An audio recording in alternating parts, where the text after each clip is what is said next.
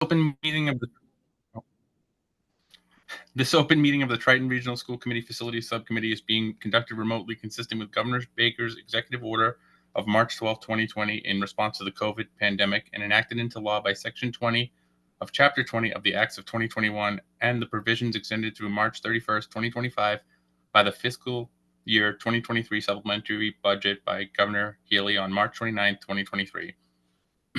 These provisions suspend the requirement for an open meeting law to have all meetings in a publicly accessible physical location. Further, all members of the public bodies are allowed to and encouraged to participate remotely. I hereby call to order the meeting of the Triton Regional School Committee Facilities Subcommittee on Tuesday, October 1st at 9:35 a.m. I am Matthew Landers, the chair of the Facilities Subcommittee. I'd like to confirm that all members and persons anticipated on the agenda are present and can hear me. Members, when I call your name, please respond in the affirmative. Larissa? I'm here and I can hear you. Staff, when I call your name, please respond in the... Oh, I'm sorry, Linda? I think she's playing incognito, not technically a member I was of going the to say, committee. I think she's a member of the public right now. Yeah. Sorry. While doing other things at work. Staff, when I call your name, please respond in the affirmative. Superintendent Brian Forget? Yes, here, and I can hear you. John, I'm going to butcher this every time, sorry. Skinecki, Yeah. Manager of Facilities and Grounds? Here, that was perfect. Here, That was perfect. You got it. I will not get it again.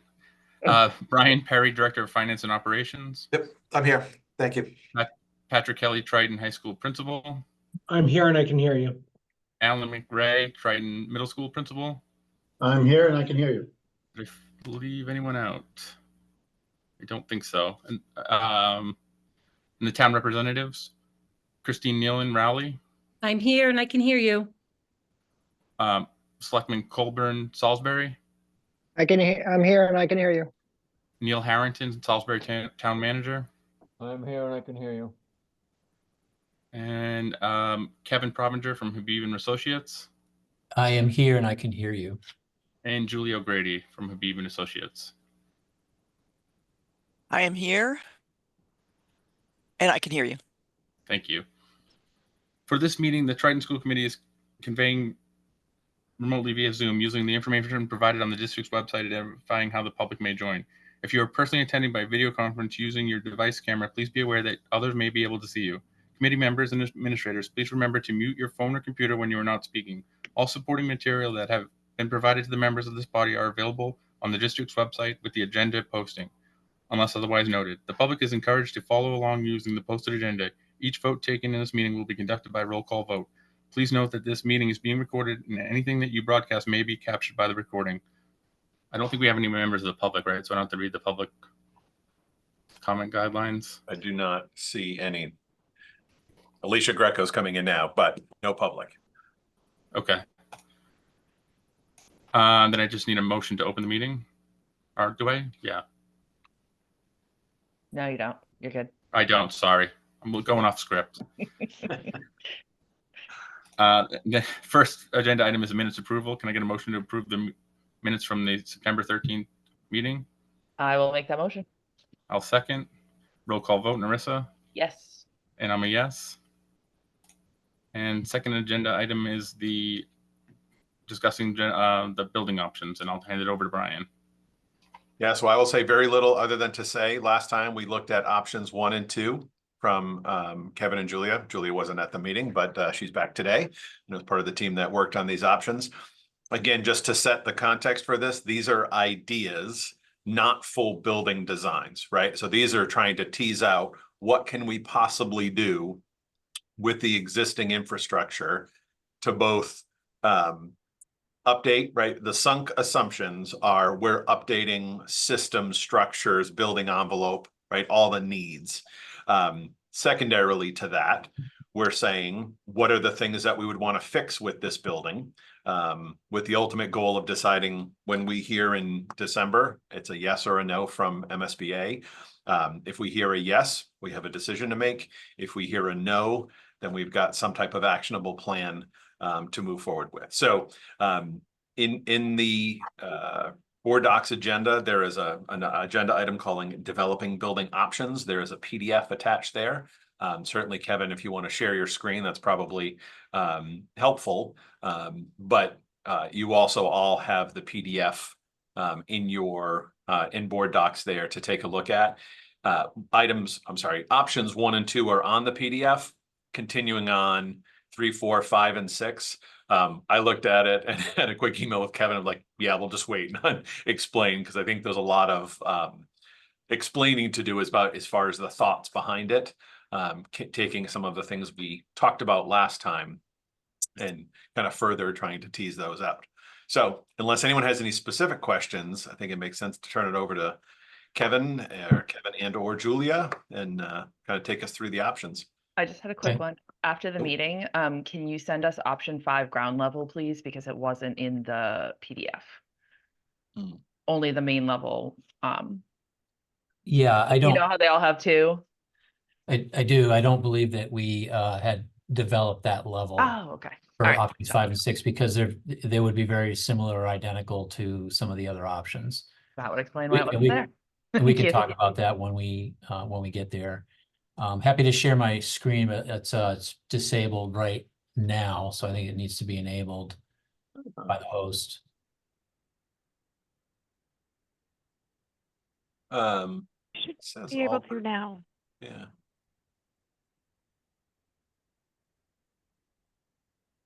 It says all participants.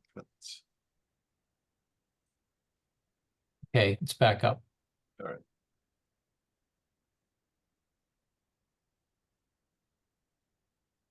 All right. You We should gotcha. see the option 3. Yes. Okay. Just want to get the group back here so I can see everybody.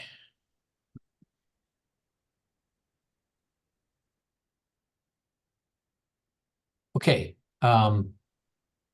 Wasn't planning on spending any more time on options 1 and 2 unless anybody had any specific questions, but I think over the past couple of weeks, what we have done is taken the comments and the feedback that we heard at our last meeting on how to make some potential adjustments here that might better align with some of the goals.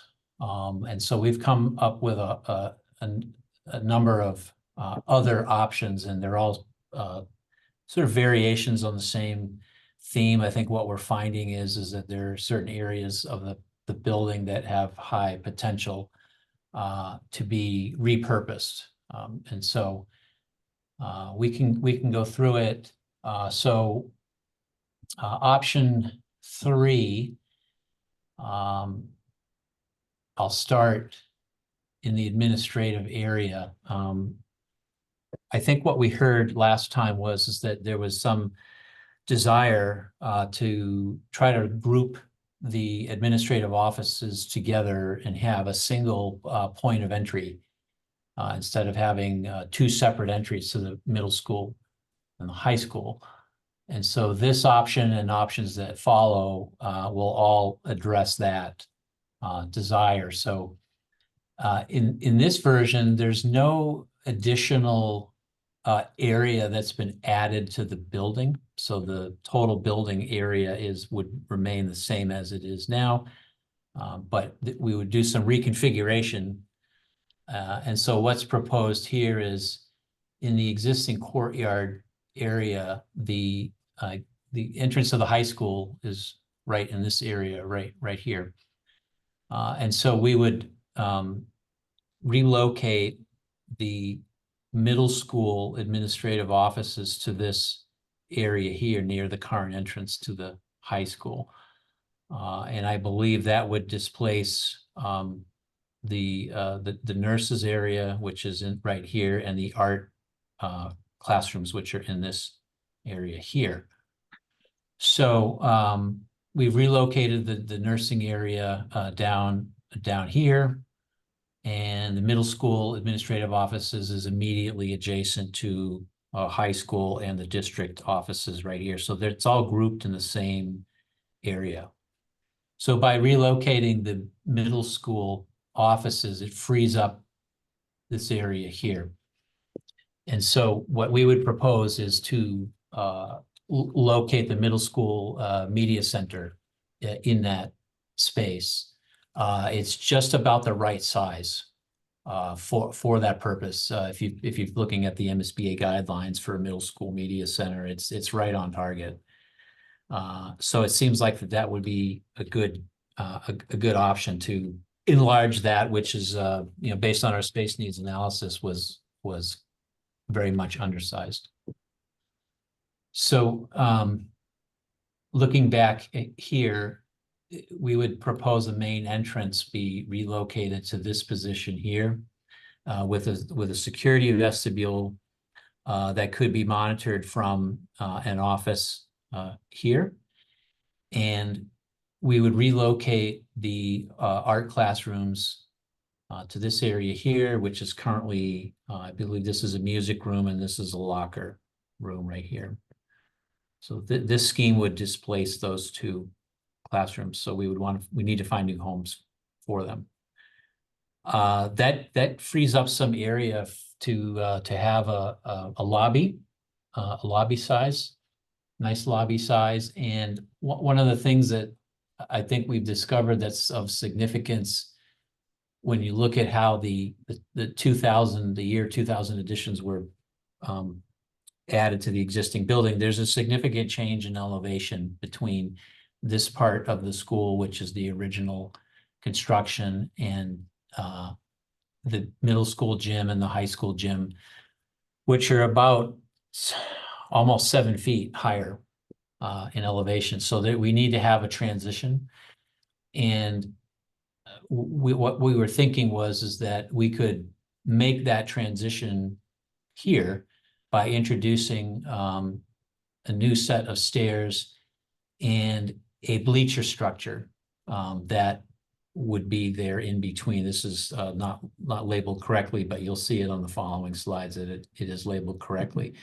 So the bleacher that I'm thinking of is a permanent structure that looks like a giant set of stairs. You may have seen something like it in other schools, but it becomes a gathering space where students can sit and gather, and it can become a nice focal point, I think, for the school. So moving on, the media center for the high school, what we're thinking here is that could be relocated immediately above the level where it is now. So bringing that up to the ground floor level from the lower level. Currently, it's a double height space. But if we were able to infill that opening with a new floor construction, we could bring the media center up to the main floor level, and that will free up some area below, which we'll look at in a minute. And it's a better use of the volume that's available within the existing building, footprint. So you'll see that I'll flip quickly over to the ground floor level. So that space that's currently the high school media center, we would propose to repurpose that into a multi-purpose room that could be used for assembly purposes. But if we wanted to bring the public into here, if there was a event, during school hours or even after hours, it's not very convenient if someone was entering the facility here to get down to that level without finding one of the other stairs or finding one of the elevators, because you'd have to travel quite the distance into the school to get there. So the thinking here is that we would simply just add a stair right here that would bring you directly down. After you enter the lobby, you can get on the stair, you can go downstairs. And you can go to event in the multi-purpose room below. So that keeps the public within this boundary. The purple represents the boundary of the area that the public would be able to access for events or after hours activity. And that's something that we can control with, adding some doors and some access control, relatively simple to do in the existing corridors. The auditorium, of course, would remain in its function. We haven't proposed to add a scene shop, which was part of I think it was option one or two.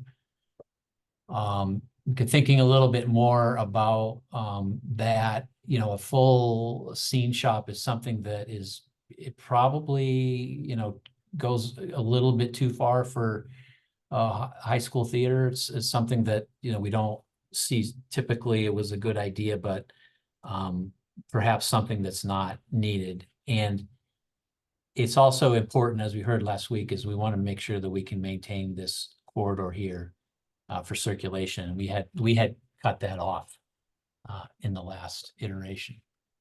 So that maintains the corridor. So moving on with option 3, if we go down to the ground level, here's the multi-purpose room, here's the stair that brings you down to that area. And then similar to the previous schemes, we've, you know, proposed to locate the media arts rooms here, and a maker space or a technology lab immediately adjacent to that. So this is the area where currently the offices around the library are located. And then again, this purple boundary would show the limits of the area that the public could access for an event. And it could potentially include the cafeteria if that was something that was desired, because of the way the corridors connect to it. So that's option 3, and we have a few more. Maybe we just ask questions about this one. Pause. Does that make sense? We can do that. It's up to the group, or we can move to the next and maybe have questions at the end. But happy to take some questions now. I guess my question is just to confirm, again, the pink dotted lines are our ability to secure for like a public event. So looking at the ground level and the second level, we would be able to control and have access. So for the studio, those are all room spaces. So those could just be doors locked, but we could control those corridors to be able to have. I love that we bring the media center up to the second story, and it's right there. And then we also have the ability to take them downstairs to the cafeteria, which would be my guess, not to think that that all-purpose room wouldn't be used, or the multi-purpose room. But I think the big things would be kind of the lobby, the gyms, auditorium, and cafeteria.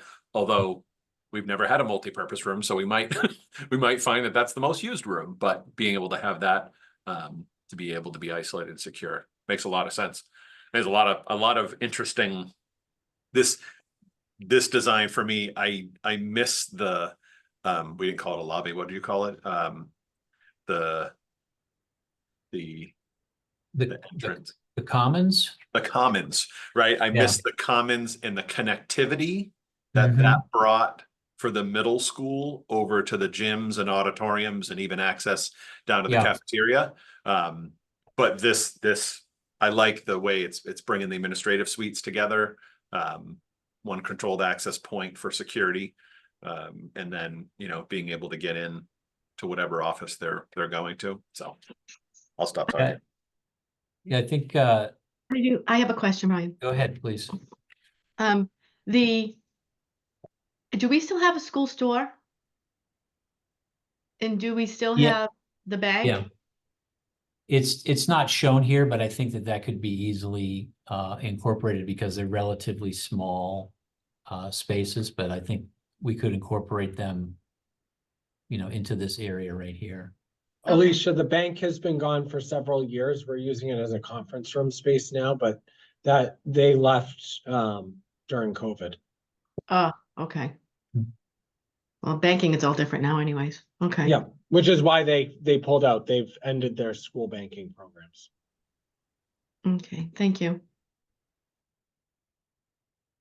I think this is more a John Skinecki question than it is for Kevin, but I'm just curious about that all-purpose area as far as building use right now. I know that you know, we've had groups using the library and the cafeteria and stuff like that. Is it are there so many requests that we can't accommodate them right now, or have our current spaces been able to um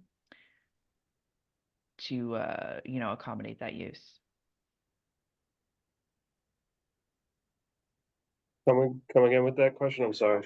Yeah, I'm just thinking about you know, having this new sort of all-purpose space that we were talking about. So as far as building use goes, I know like you know, we've had scout groups using the library, for instance, and you know, the teams will have their dinners sometime in the cafeteria and stuff like that.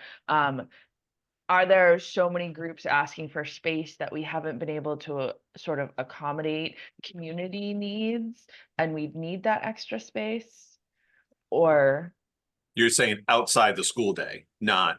yeah, well, my school follow-up question was going to be for Patrick or Patrick and Al, I guess both. I'm just wondering if that space, you know, again, not having had it, we don't know if it would get used, but my question is, do we believe we need it based on sort of the way we're using, the way the building's getting used right now and the requests that we've had?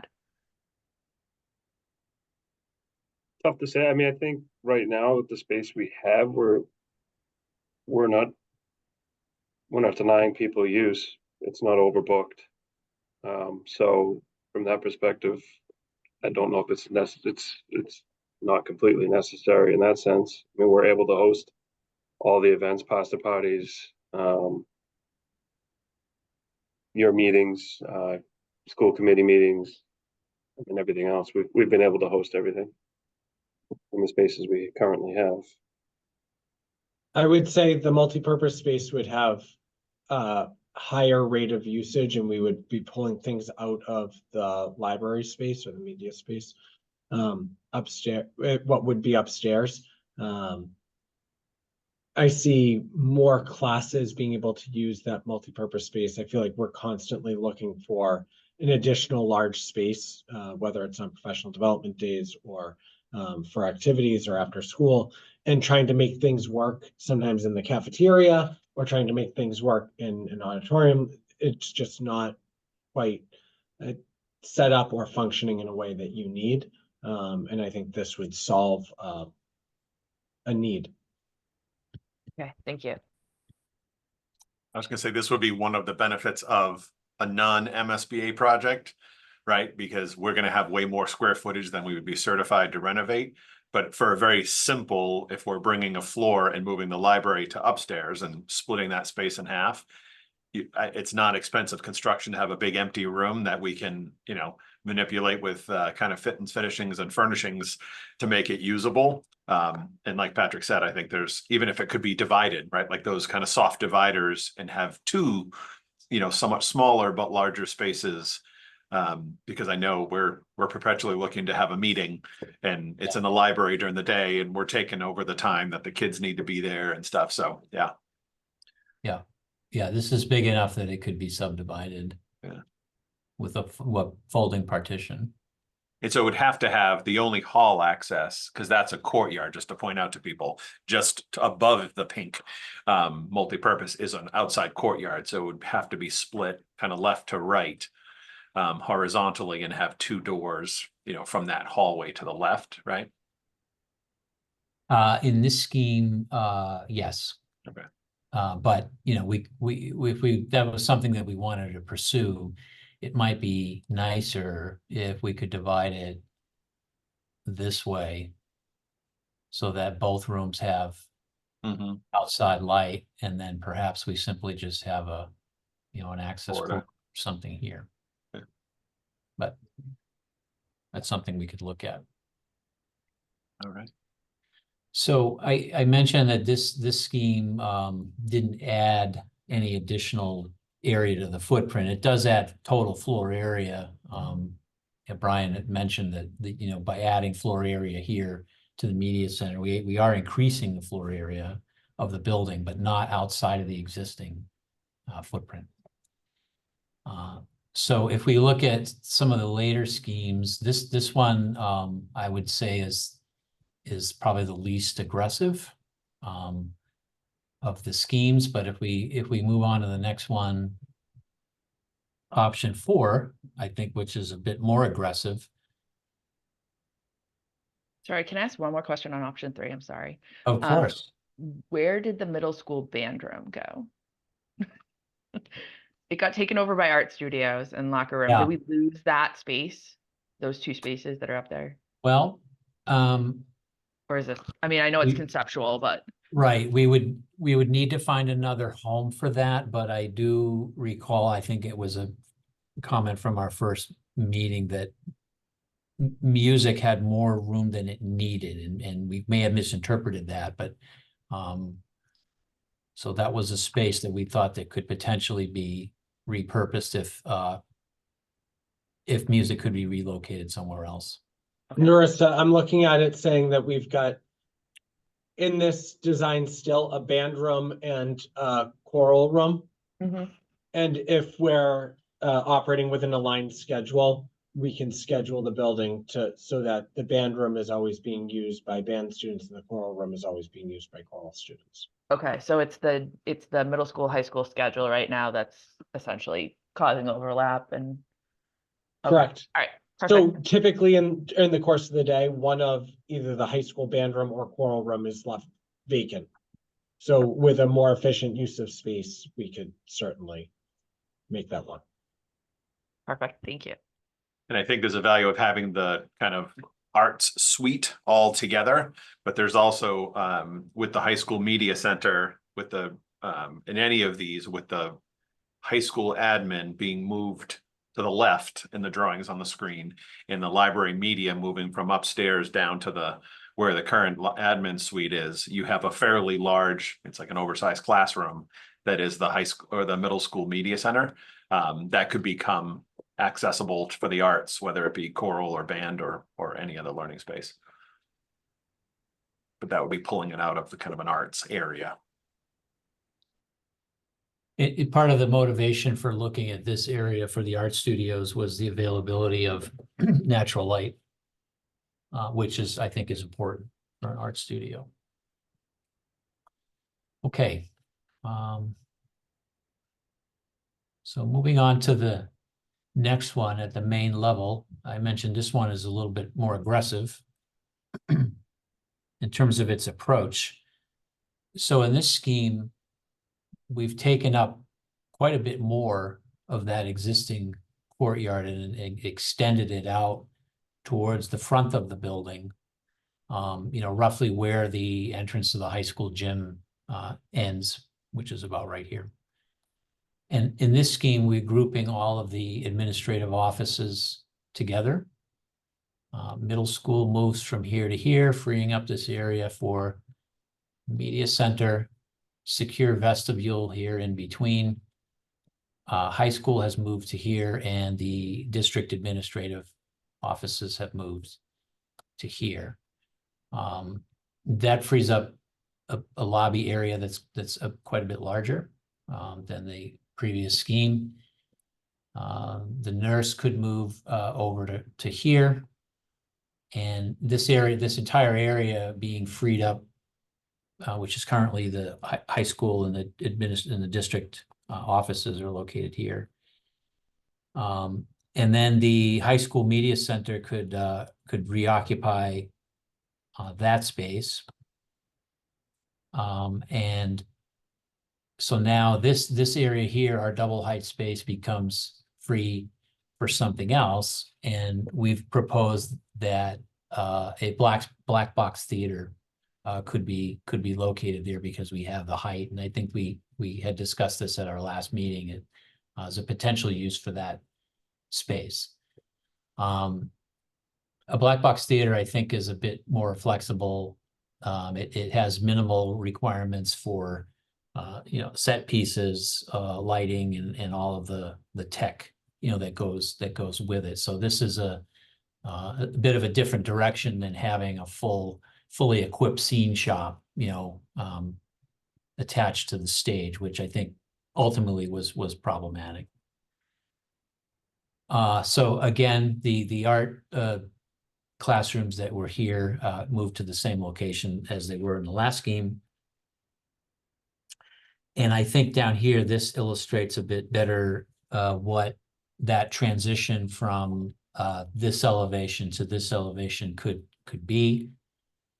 And I mentioned there's almost 7 feet of difference between the two floor levels, which is currently, there's a stair, I believe, right in here and here that brings you up to that level. So we would propose to relocate those stairs here and here, so you can have continuous circulation right through the lobby. And we could have add an elevator here for accessibility. So students, members of the public, anyone that needs to pass through this area and get from this level to that level has use of the elevator.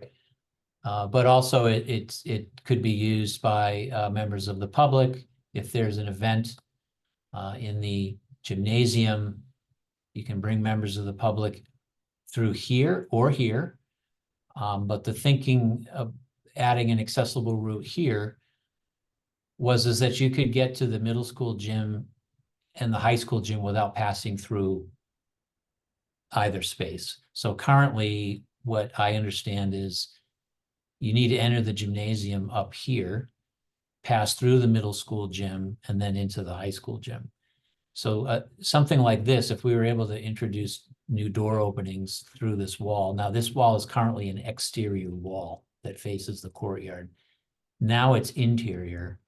And if we punch a couple of openings here on either side of where the bleacher systems are back to back, you can enter each gymnasium separately and potentially have, 2 events. You could have 2 games, whatever is going on simultaneously, and provide access to each space without having to pass through the other, which I think was a bit of a flaw of, when the addition was put on down here, there was no real direct access, to get into that gymnasium.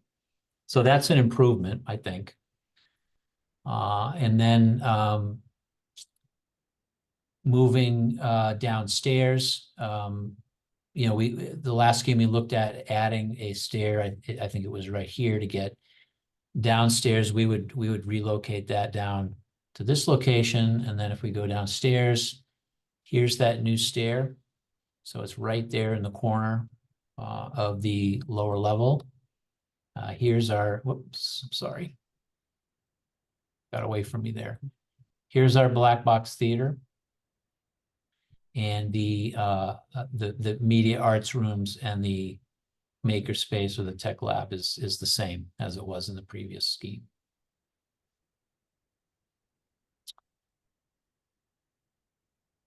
So that's option 4. So a lot of these concepts remain the same, the limit of public access, the use of the double height space here, relocating of administrative offices. I think you're going to start to see a theme here developing with these schemes and the schemes that follow. Now, I think it should be clear that this would be quite a bit more costly to build because the existing exterior wall is right about here, and the entry is here. So this is all building addition. This is additional space. It meets some of the programmatic and the adjacency needs, that we've been talking about. But I think a pitfall is that, we're adding additional space to the building in order to meet that adjacency. So I think there's some good things and some not so good things. If we're thinking about budget, it would be costly to add this.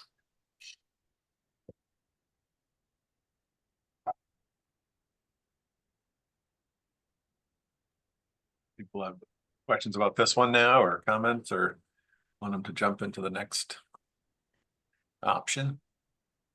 Ryan, I got a quick question. Of course. As I'm listening, cost is a major factor, as we all know. So I think to be productive at this matter, has anyone set a cost that their school board and the 15 selectmen could get past the towns? Have we set a cost? Yes. So no, so this is the exercise to determine something that we can arrive at that then Kevin can take away and give us high level estimates of the rough costs. So this is, and we're talking very specific details, but ultimately what we're trying to get through is concepts to address. If we go with the MSBA, I finished my sentence, to get through, we need to figure out what the best solution is and most cost effective. If we go at the MSBA, we have to study everything. And to Kevin's point that he just made, if the building is 286,000 square feet, we're pretty sure we'd be certified for less than that with our enrollment. So we likely wouldn't have any participation from the MSBA in something like this option 4, where we're adding floor area and increasing our actual square footage. We already have too much square footage that they would participate with. So the idea then is to come up with what is a solution, a plan B, that would both address all of the knowns, the needs, right? Just the building envelope and mechanicals and systems, but also hopefully address some of the academic and or operational concerns, so that we still, if with the MSBA, the standard is a 50-year solution. We have to have that as our standard solution. That was not, I don't want to take shots at those who made decisions about the current building, but there was not a 50-year vision. And it's why we're having this discussion 25 years later, because there were a lot of things that were not necessarily long-term solutions. So it's finding that balance of saying, okay, if we're not going to go with the MSBA, either because we're choosing or because they keep saying no, then are we addressing all of the needs? Plus, are there, for me, I've been clear that the security and access is a major concern, consolidating administrative operations, and then making sure that our academic spaces are ready for the next 50 years, because it's going to be different in 10 years, let alone in 50 years. So the question, do we have a cost? No. We know the rough figures of projects coming in at 1,000 a square foot is pretty average these days for publicly bid projects. So a 286,000 square foot facility is a $286 million project. So the more we're renovating and not building new construction, in theory, then that's better. But that's the goal by December, is having a rough sense of what it would cost to address our both needs and hopes and vision for the future. But it's not going to be a design, right? It's not going to be a, hey, here's the design ready to go. It's going to be concepts. Like I can say, I love the idea of a black box theater. I would much rather see that space cut in half, bring the library up and have more usable space below, than having a wide open, love it. Amazing concept, black box theater. So I don't know if that answers your Okay, question. that answers the question. I just got a couple. As you know, this is only my second or third meeting. Yeah. So what are the most complaints that you receive from parents about the school? What are the most? Are we addressing them with these designs? Yeah, so I think the majority of the complaints we hear are the state of the facilities. I don't know if Al, Patrick, John, anyone else, Brian. We talk about the middle school sludge wall more than anything should ever be talked about. So all of those, and we don't have a price tag for that. That's got to be part of this process. I think it's a safe assumption that it's probably $100 million to do all of the basic bringing this building into the 21st century. Those are Brian's numbers, not Kevin's. But I think that we're making the assumption those have to happen. Building envelope, mechanicals, HVAC, electrical, plumbing. And then on top of that, are there other things we can and should consider? But yes, I think anything we're talking about here assumes that all of the things that, for me, again, others jump in, what we hear about is the state of the facility. Okay, and then I'm just wondering, because we're really focusing on the arts and all the designs. So I was just wondering if not access to arts is a complaint, because every design has a real high focus on arts.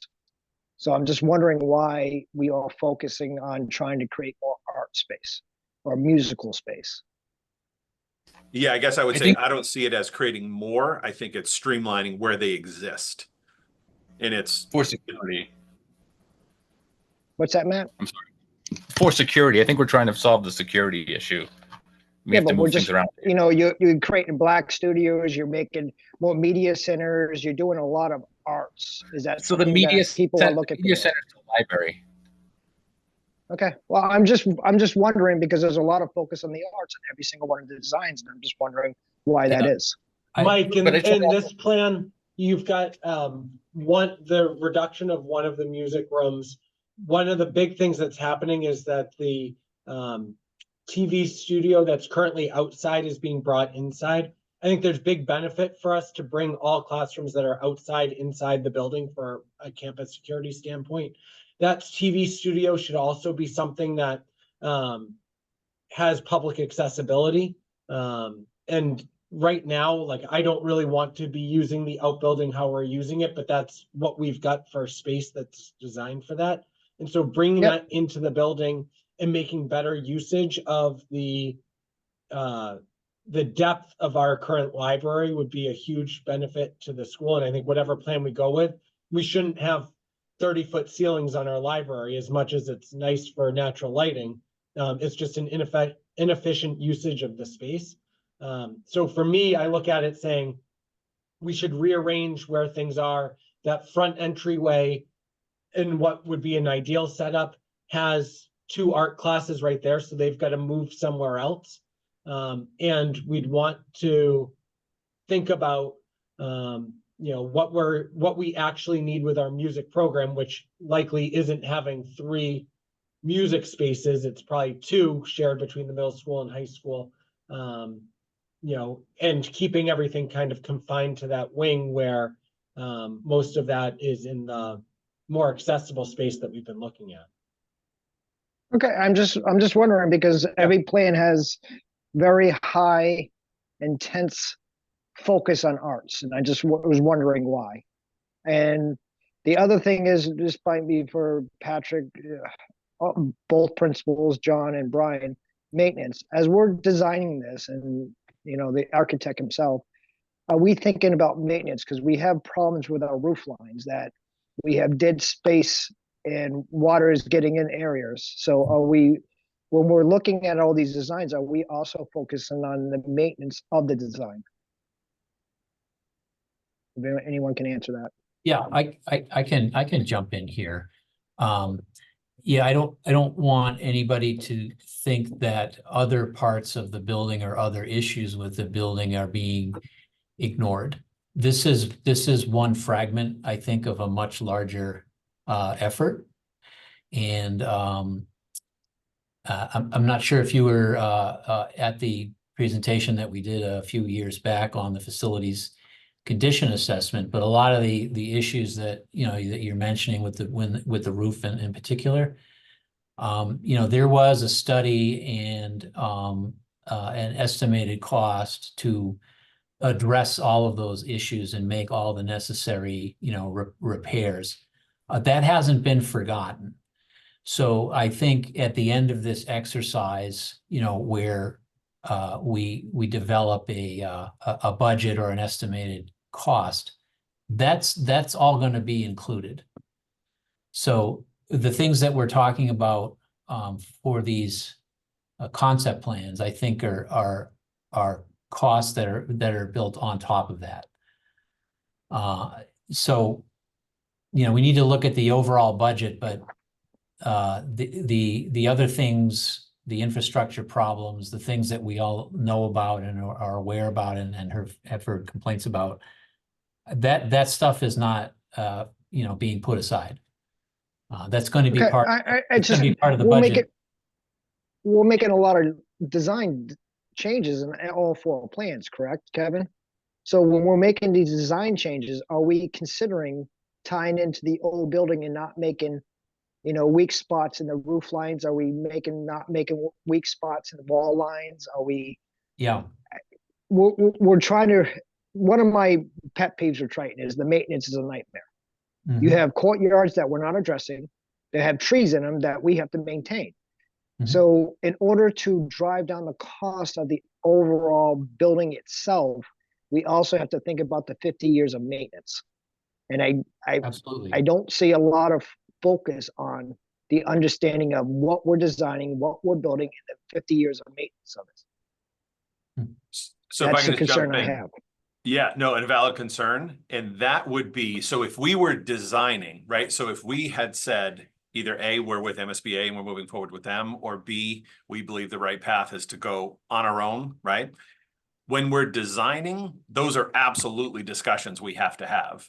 For right now, all we're trying to get is a ballpark number to see if a plan B is even something we can consider. Because if it's Okay. going to be so expensive just to make the basic updates that we can't do this without the MSBA, then the answer is we apply again next year if we hear no, or they say yes and we go arm in arm, happy as can be to start 2025. So I agree with you 100%. And when we get to actually designing an act, right? I mean, it's every nook and cranny of this building gets truly designed. That's a very different exercise than us contracting for, again, as a design, I had to keep it under $29,900, just some big block concepts to get a sense of whether we can address the needs without a major renovation. That's the exercise here. All of your questions, Mike, are absolutely when, regardless of with or without the MSBA, when we're getting into the actual design, all of those things, the courtyards, how the plants, the finishings, do they need trees? Do they not need trees?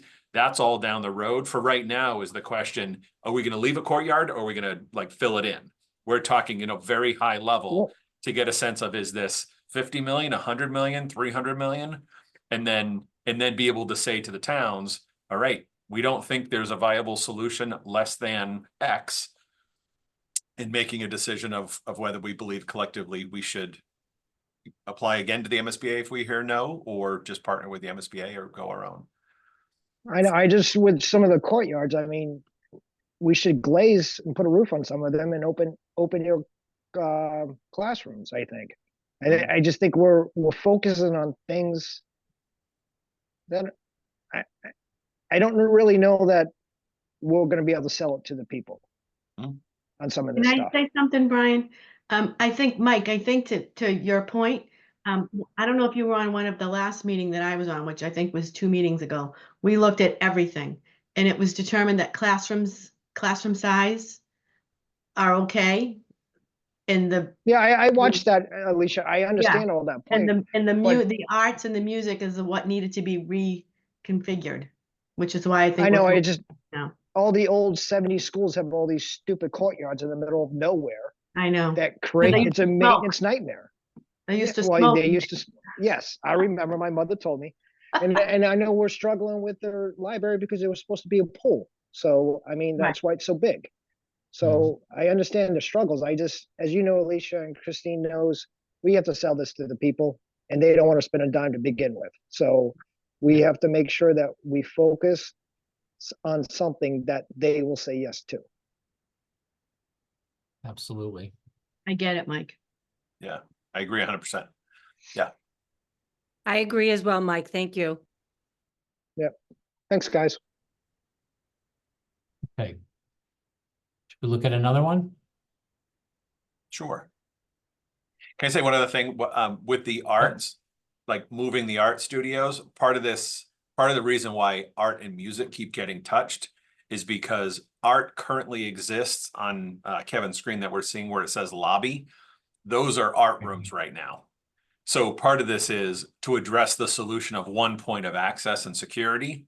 Those got displaced. And so they got displaced to the top left corner here, and that displaces the music rooms. So I don't personally think we didn't say, hey, let's improve the arts necessarily. It was kind of, those are the ones that with these flow and security got displaced. Yeah, I think that was it was a consequence of trying to meet this goal of one point of secure access and centralizing the administrative offices. We didn't target the arts, right? They were a consequence of us trying to solve a different problem. Okay, I understand, and don't get me wrong, I'm not attacking the arts, as Brian and Patrick and a lot of you guys know. That's my daughter's going to be my daughter's major, and my wife's an artist. It's very heavy on the arts and media and music, which I understand we need. I think some of those spaces could be repurposed for other things too, just not 3 things that we are focusing on. But if the community is, we're seeing more musicians, we're seeing more artists, and it's something we need, hey, I understand that, but we have to be able to sell this to the people at the end of the day. And I just want to make sure we focus on ways we can get the funding to create a better school for our children. Yeah. Agreed. I don't think that we'll find that, with the exception of a black box theater, that we've actually added anything new for studios, for music, or for art. They've simply just been, moved around. The black box theater would be the big exception to that. So option 5 follows on option 4. The concept is similar. The big exception is the idea of potentially locating or relocating the district administration offices outside of the building. Right? It could go potentially to the outbuilding, which leaves the high school and the middle school administrative offices here with the main building, sharing an area or being immediately adjacent to each other. That maintains this pathway here from the middle school through a central lobby area, and then it also maintains this corridor here that we looked at our last meeting. So that's an opportunity for a larger lobby space, which is a bit more generous, I think, than what we were looking at before in Scheme 4. One of the the advantages is the adjacency of the offices being together, but the entry is really not, I don't think would be very impressive, right? Because in this scheme, you enter into a corridor essentially, or a very small lobby, and then you reach the bigger space here as you move through. Something like this, in option 5, you enter directly into that large space, which I think is a much better way to enter the school. And the offices are still where they need to be. There's still monitoring of the vestibule. All of that has been solved. That change in elevation here is the same as you've seen in other schemes, with new stair, elevator, and the bleachers here. And this could be used potentially for small assemblies also, with the addition of these bleachers. It could be used as potential classroom space, an alternative classroom space, or a small assembly or a performance. Other concepts are the same as we've seen in the previous schemes. The space that's freed up here for the middle school administration office can be used for their media center. This office area can be used for high school media. And then downstairs, we can go down to the black box theater. So you're not going to see a ground floor level for option 5 because it's essentially, it's essentially the same as this, right? Same plan. All right, so that's 5. And I'm going to go right to 6, which I think is the probably the most aggressive of all of the options that we've looked at so far. So in this scheme, similar to option 4, we've grouped the administrative offices. We've seen that before. All of this we've seen before. The big difference here is we had discussed the potential of relocating the cafeteria and the kitchen closer to the middle of the building. And we had looked at these areas here where we have music rooms, the locker room, and then the wrestling area is here right behind the gym. And one way that could be achieved, and it wasn't immediately apparent to us, I think, the first time that we looked at it, but the challenge here was loading the kitchen. We need to have access to a loading dock and a receiving area to get deliveries for the kitchen. But if that is on the back of the building, that's at the lower level. And here we're at the main level. We're a full story above that. But what we could do is if we look at what we have downstairs on the main level, right at this location, there's an existing door opening at grade and a corridor right here. So if we repurpose that and created a loading dock here, we could bring the deliveries in through this corridor and go right into a freight elevator. We could add an elevator at this location, which would bring us right up into the kitchen. So the delivery goes right to the kitchen. Cafeteria is located on the corner, so you have 2 walls of natural light and a double height space. Remember that this area previously was a gymnasium, basketball court. And so we have 2 full stories here that we could take advantage of for a nice double height space, which I think would be a wonderful cafeteria. I think we would want to look at seating capacity because it's a bit smaller than what we have currently. Currently, the cafeteria is here, and you can see just by comparing the 2, this is a bit smaller, but I think we would want to look at, the number of students per seating, how many seatings per day, and see if that's something that could potentially work. But I think that it could work. What we would have to discuss further, and we haven't really addressed it today, is above the kitchen. We don't have a drawing for it here, but above the kitchen are the locker rooms. So, we're going to have, exhaust vents, plumbing vents, things that have to go through that space to get to the roof. And we may need to renovate those locker rooms in order to make that happen, right? And we haven't gone that far. This is just a concept, but I just wanted to point that out as one of the potential challenges of doing this. So I mentioned that, wrestling is currently located here, but we could potentially locate it to where the library is, right? If we move the library to this area, which we've looked at before, could we move wrestling over here? And so, down below, wrestling could potentially occupy the entire area that the library currently has, maintaining the double height space, which I think that we're really going to need for wrestling. And then the offices just behind here, we could potentially renovate those into locker room space, right? Which we've displaced upstairs by moving those art rooms.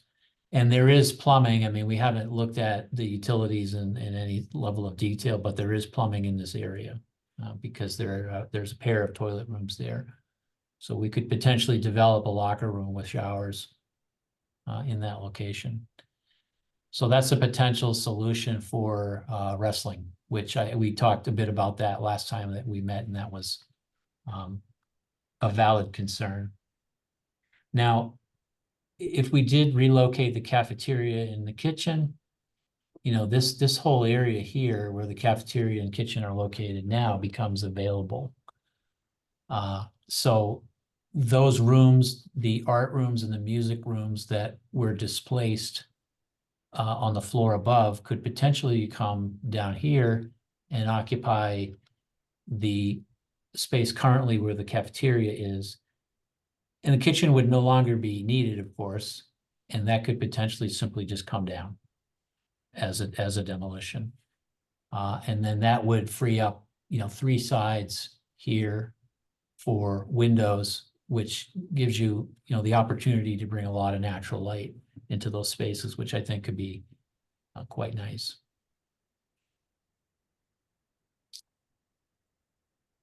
So that's what we've got. You know, this one, option 6, I think pushes this further than any of the others.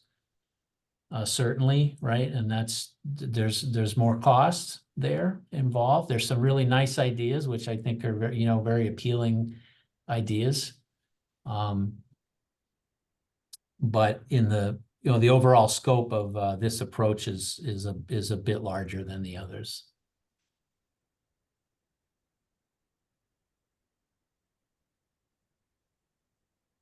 Kevin, on this one, I don't know if it's for John or Patrick, one of the two. Do we have 2 wrestling mats? Say 2 wrestling mats. Yeah, because if you put the wrestling room over here, are we gonna have the wrestling matches in that room? Or are we gonna have to get the wrestling mat back over to the gym? Because the wrestling mats are big. Yeah, I think the idea was that you'd have the matches in this room. Okay. Yeah, that would be the only problem, as John definitely knows how heavy those mats are, so they're not easy to move. Yeah, that would become the new permanent home of the wrestling mat. Okay, thank you. I'm not sure. I'd want the wrestling space in the center of the building. Mm-hmm. And I'm not sure how much we gain by moving, like by flip-flopping where the seating area, like where the cafeteria and kitchen are for art rooms on the other side. Because we're not losing square footage off the roof line. We've got an additional area that we're still trying to manage there. You know, in terms of a building that needs a different roof line, a different structure, and we're flipping one space for another at significant cost. Yeah, I would echo that. I love the idea of the cafeteria, new kitchen, new cafeteria, new location. I just think it, you know, originally started with this idea of moving it toward this kind of front left corner where it's more publicly accessible. I think if it were cost and it were getting it all the way up front and more accessible, maybe, but I think just the cost doesn't match the impact of all of that. And I think even the, you know, relocation of, like Patrick said, the wrestling room, not the best smelling space on campus. No. Sticking that square in the center of the campus may not be best, just my personal 2 cents. Yep, I understand.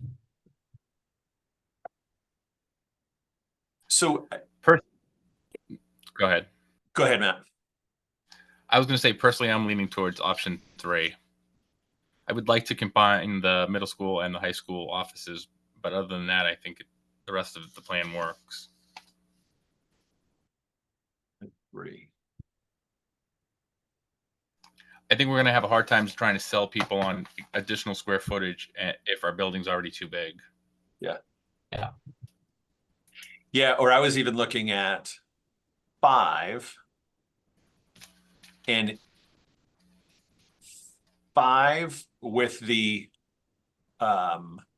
lower level of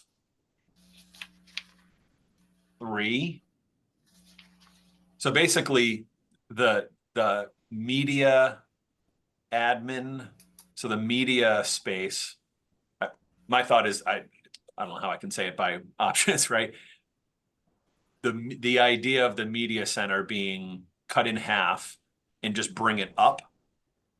I feel like as far as cost-effective solutions, you maintain windows, you maintain the rest of the media space, and then you gain downstairs that multi-purpose room. Again, I still see that as cheap square footage that just, doesn't exist now and becomes available by splitting that in half. And then having the broadcast studio and media lab and makerspace downstairs, leave the cafeteria where it is, leave all that as well. And then for number 4, number 5, I like that idea of a little more condensed lobby, bringing the administration together. I guess my only thought would be then if the high school media is where the black box theater is, leave that where it is. We could leave the district office where the high school media is. Right. And it's still like, if I'm missing that, there's the nurses room and it looks like there's a little steps to the right there or just below that could be the access to the district office, right? Something like that. It certainly could. Yeah, I think the intent here was to provide a way to bring people downstairs immediately into the theater. But if we don't have the theater, then we don't need it. Yeah, I love the black box theater. I don't think that, similar to the cafeteria move, I don't see that as even strictly from Mike Colburn's words, right? Selling this to the public, a black box what? Right. So I think it's just when we're talking about spending money, I think this plan B that we're working on has to bring the building into the 21st century, all the things we're not talking about, right? As well as address the needs as best we can in a cost-effective way. I think cutting that media center in half, bringing it up is a huge value add to bring it up to this main level, and you get more usable space below it. Bringing the admin together into a main entry point, huge value add. I don't think we get that with relocating a cafeteria or relocating, or, creating a black box. And I do think that outbuilding, I love it. I mean, I think it'd be great to get our operation out of the building from a disruption standpoint. I don't think there's any easy way to get any public traffic back there. I would rather have the public still walk through an access point if they're coming to meet with us, rather than having them drive around the back of the building and be in the middle of everything without a real good place to stick parking or what have you. So that'd be my 2 cents. I love that the lobby that's on screen right now. I love that concept of not necessarily a whole huge commons, but just a usable. I've seen that several places with the stepped bleachers. And when you say bleachers, right, these are formed. This is not temporary bleachers. This is just it's a permanent structure that has big steps, right? Big steps. Yeah, exactly. But the steps that you sit on. Yeah. So what you're saying, Brian, is to take the lobby from 5 and put it into option 3, correct? Basically, and then take the district office out of the outbuilding and put it where the high school media center is, and that what's currently on screen. Yeah, where it's located now. Yeah. How big is the outbuilding? Square footage wise, I mean, it's a classroom, a larger classroom on each end, and then it's split with a half a classroom facing the tennis courts. That's long and narrow, and then restrooms on the other side. I don't know, 1,200 square feet-ish. That's 2 classrooms. I think it'd be bigger, maybe closer to 3,500 square feet. 3,500 total. It is that big. Okay. How did you do that, Matt? Google measured the map. Now, keep in mind that in this scheme, this does require a small addition, Yeah, right? So that was gonna be my question. Is there a way to capture, right? So whether it be, continually, leaving the media center where it is, or is there a way to capture that front? I don't know what I'm saying other than to say, is there a way to capture more space within the building for a middle school, high school Yeah. suite? Yeah, that was.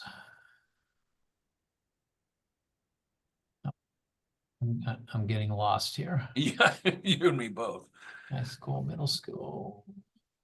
I don't think, we don't have a scheme that groups the middle school and high school offices together that does not add space to the building. So Okay. it doesn't mean that it's not possible. We just we haven't studied that.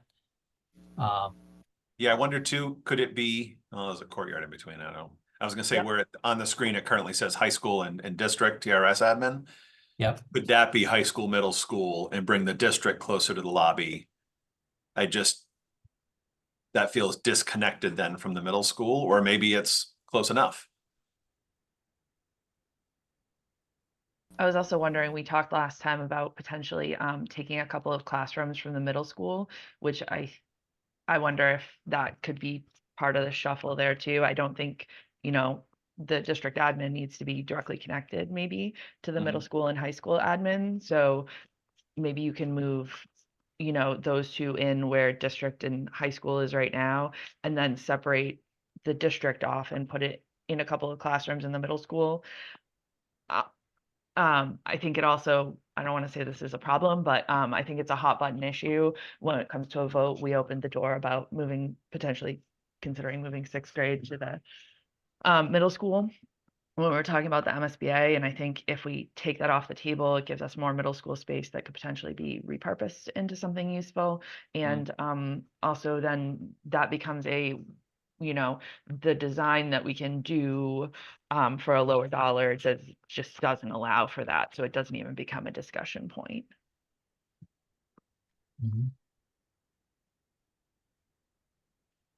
Yeah, I'm sure it's possible. I think we'd have to look really at what classrooms we would take to do that. That's just something we just haven't looked at yet. Yeah, so I guess my question is, it's very easy to get to dive deep into details. The purpose is to get a sense of what we might be able to do in a rough cost. My question to you, Kevin, would be, how much more does it make sense to arrive at a general kind of schematic? I know it's not the right word. A general big block design, and that allows you to say, rounded to the nearest 5 million. We're talking, a sense of the budget. I think so. I think at a conceptual level, I don't know if we would need a whole lot more than the types of drawings that we have now, right? I think we could work with that if we were able to arrive at a scheme that the group was comfortable with taking the next step with. I mean, we could do some high level budgeting, and we would probably do it on a cost per square foot basis, based on the type of space. So if it involved in addition, we might look at $1,000 a square foot, right? Which is what new school construction. That is currently the rate that is being budgeted is $1,000. Hard to believe, but that's what we're seeing. So, but renovating interior spaces, would be at a lower, a lower cost per square foot. So we could look at it at that level, and then, we can't forget about all of the other items that were identified in the facilities condition assessment, which at the time we updated it in 21. Hold on, I have it on my other desk here. Yeah, it's like 21-ish. It might have been later. Yeah. Oh, you're right, Brian. June of 21. So that's pretty old, but we were at 58 million. It was 58 million. We got up to 62 in June of 21. Yeah. And there's definitely things in there that we're repairing that we wouldn't want to repair. But like when I say bringing this building into the 21st century, round numbers is 75 to $100 million. I'm kind of going off of that 62, assuming there's several million that we wouldn't spend, i.e. the flagpole we keep talking about up front, the obelisk. But yeah, so I mean, we might want to do another update to the facilities condition because of escalation, because these numbers are going to increase just based on the time that's gone by. So we could do that. We could update it, and then we could budget, the types of renovations that we're talking about here, and that combined, I think probably would be representative of, what the total project might be. Does that make sense? yeah, I guess the question is there a way to put it together kind of rather than updating the facilities using the components, right? HVAC, there's a basic assumption there, but Yeah. I don't know, like we assume general kind of flooring, ceilings, right? That's all assumed in Yeah. the facilities. Yeah. I haven't looked at this recently, but yeah, I think if we could give a sense of, right, in your drawing right here, we've got a lot of classrooms on the right half. That is, I mean, really 85% of the classroom space is we haven't talked about because it's general classroom space that's going to remain classroom space. Right. So I think in general round numbers to be able to say, we want to bring those up, kind of the final fit and finish of all those. We want to renovate all that. Yeah, so that to me sounds like something that extends beyond the scope of what was addressed in the facilities condition assessment, because the FCA really isn't intended to address current deficiencies, right? So if you have a classroom that has bad carpet, the assessment says replace the carpet. Yeah. But if the intent is to replace all the carpet, because we need, we've decided that we're going to do a general upgrade of all finishes, that's not covered, right? So we would have to budget that now, because we haven't done that yet. Yeah, so I think that's the hope, is that Yeah. Again, at high level, not to the finite level, but at a high level, have a sense of everything other than what we're talking about moving, right? Bringing administrative towards one opening, cutting the media center in half and getting an upper and lower level. I feel like those are kind of the two big shifts. Yeah.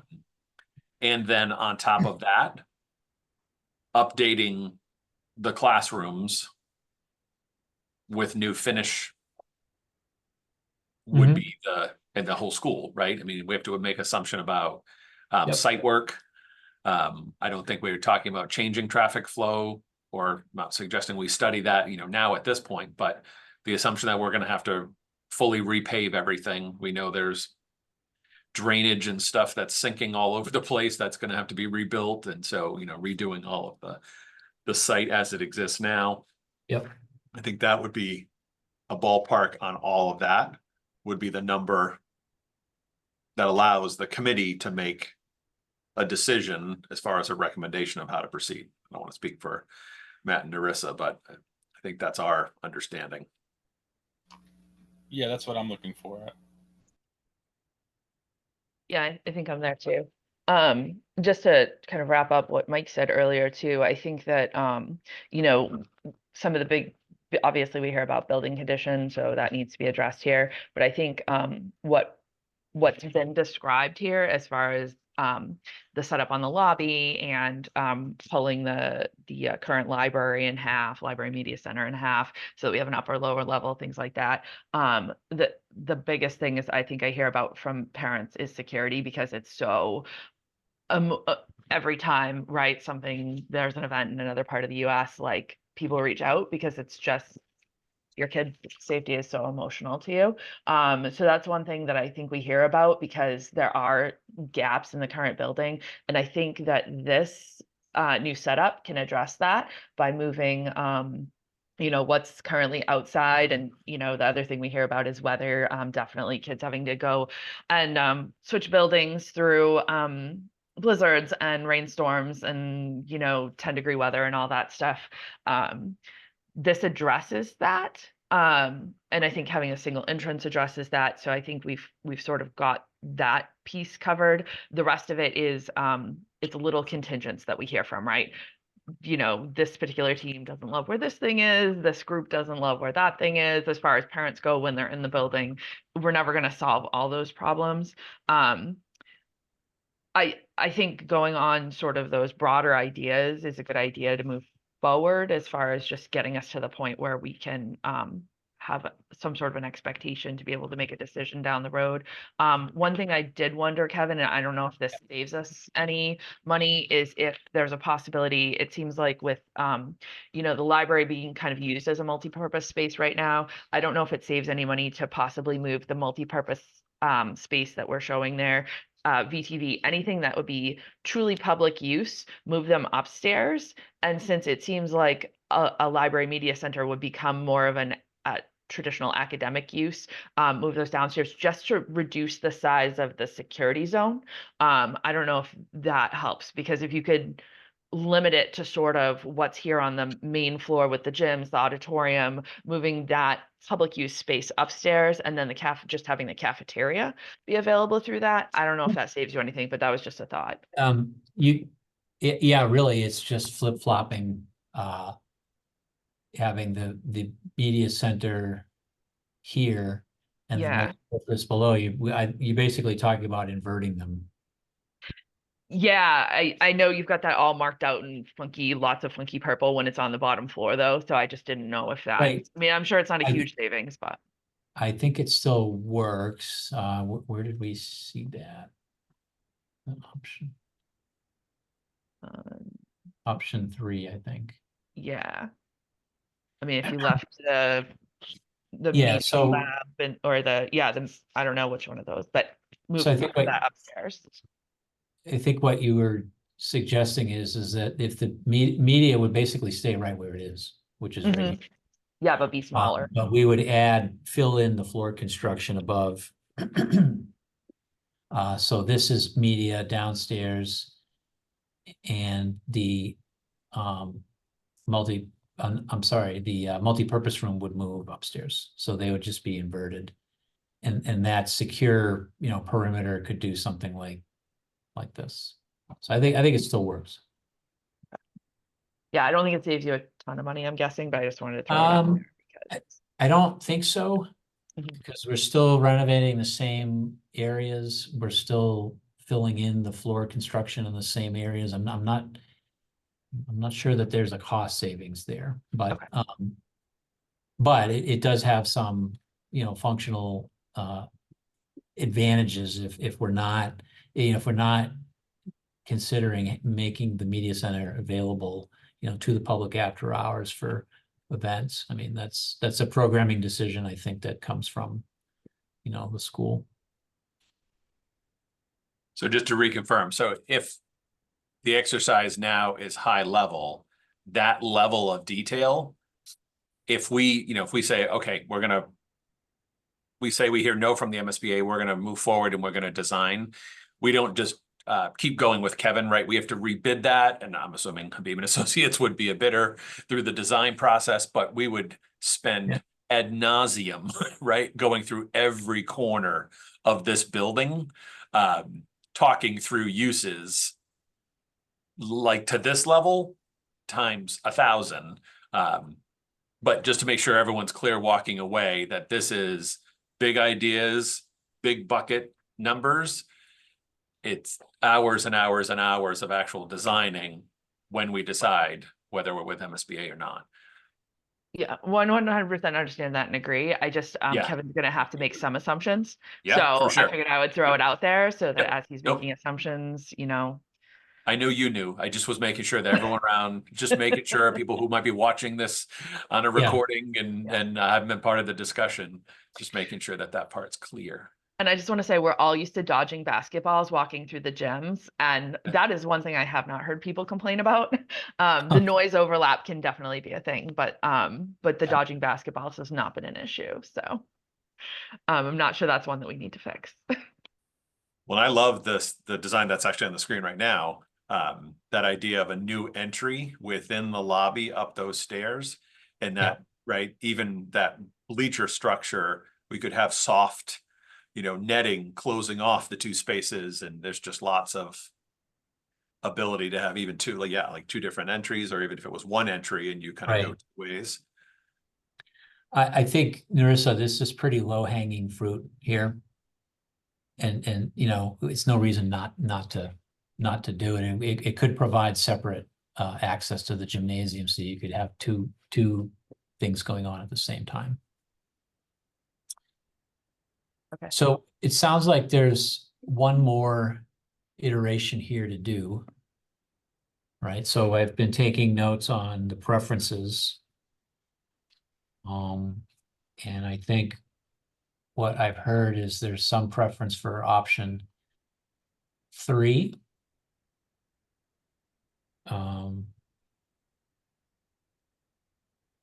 With this part of option 3, right? Bringing the media center upstairs in the multi-purpose room below. And then option 5, grouping high school and middle school administration together and with a larger lobby space. So if that sounds like a good direction for this group, I suggest we do one more iteration of this to document that and pass that back to the group, and then talk about next steps. So then the only thing is where the high school media is bringing district office back to that space. Yeah, right. This would go back to here, and we'd have multi-purpose below, and the district administration office would remain where it is. Yeah, and actually we've got people kind of spread out in different locations. So taking over a little bit of the current high school footprint, we've got a classroom up in the middle school. We've got the tech director as an office in the middle school. We've got, so that actually a slightly larger central office. It's it's slightly larger than it is currently. It would take part of where the high school office is now. Give Al and Patrick back those parts of the building that we conquered. Yeah, it would allow you to expand a little bit. I think on this one too, if there's a way to do it inside the current footprint,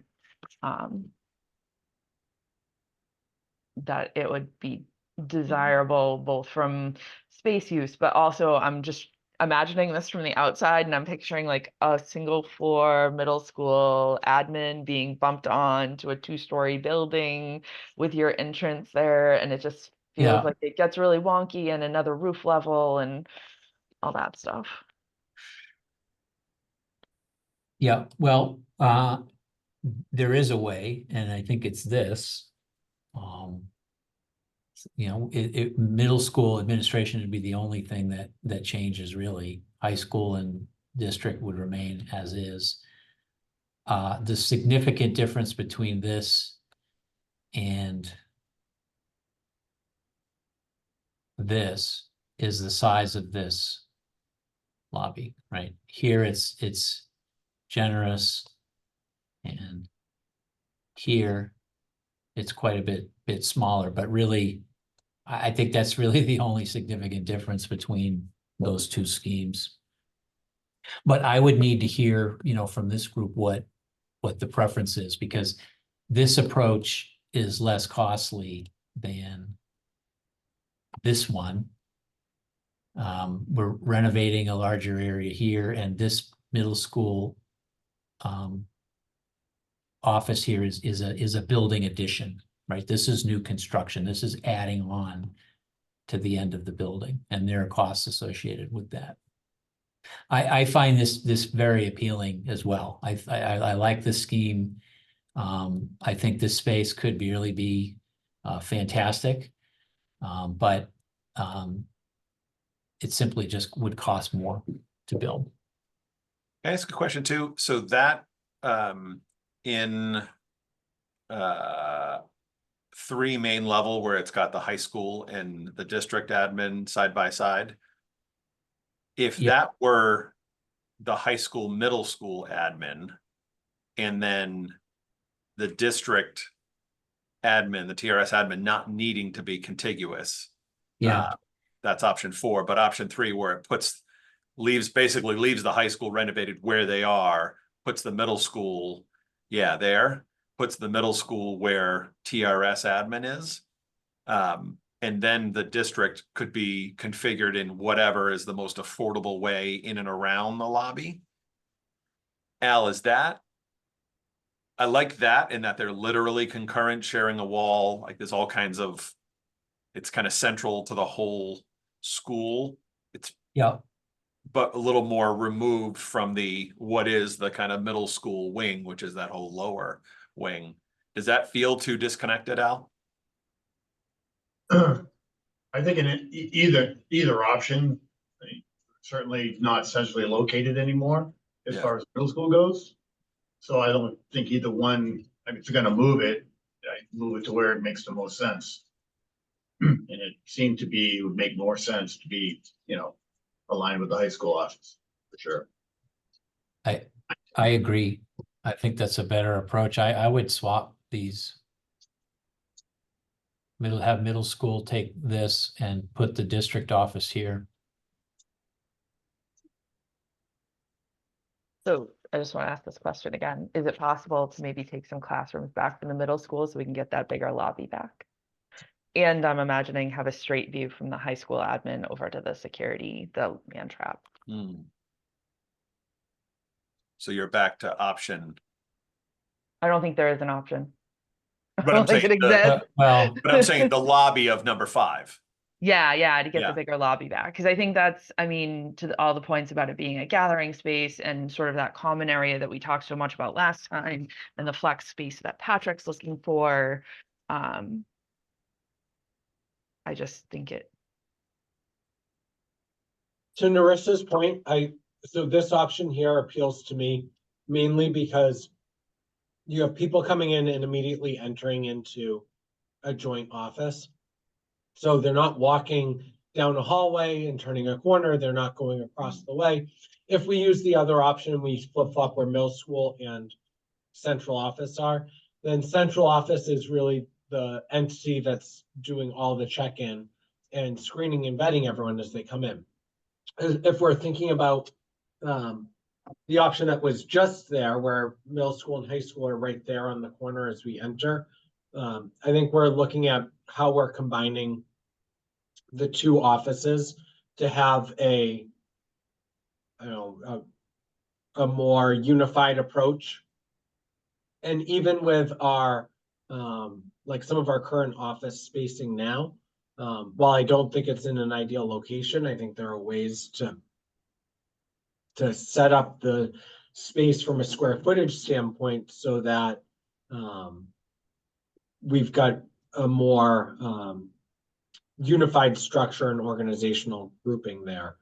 Whether that's Al and I having offices next to each other, whatever the decision is from a square footage standpoint and how we arrange it.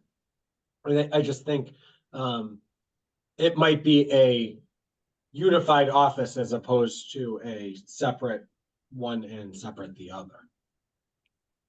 Yeah, I agree with you, right? If we're talking big block, how you split it, the concept of putting the middle school office, whether it's a shared combined side by side, there in the lobby makes the most sense in that you would walk, kind of across the lobby to the district office if that's the way it worked.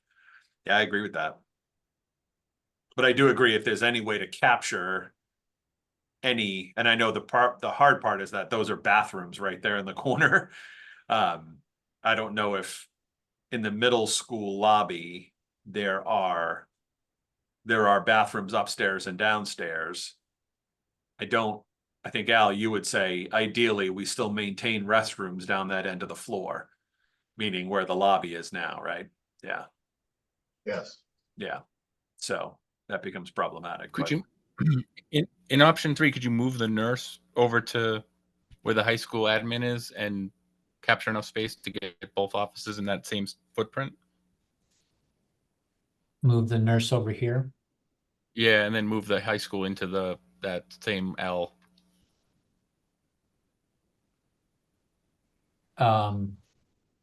In theory, I'm Yeah. not sure, Matt, I'd want There- the, like, middle schoolers walking down and around the corner to get to the nurse. I mean, maybe it's that we also need a combined nursing suite, you know? And the combined nursing suite is next to where the office is. So that does make some sense, but So do I'm just we trying to- have two nurses' office now? Middle Yeah. school and Yes, and I like the fact that our nurse's office is pretty centrally located in the middle school, right in between 7th and 8th grade, so Uh-huh, I prefer to keep that. okay. that makes Yeah, more so sense. like in this approach, it would make more sense to have the nurse's office because it's the high school nurse that we're talking about, right? Located over here. Yeah. Okay. Could you pick up enough square footage to get both the high school and the middle school office in that L? Not the way that it's configured right now. I don't think it's enough. Well, it looks It- like in the existing middle school office, there's a team room, right? Let me pull that up. Sorry. Down here. Yeah, I don't know how much. Yeah, there's a team room. I don't know what's next to that. Another office that's accessed by the hallway.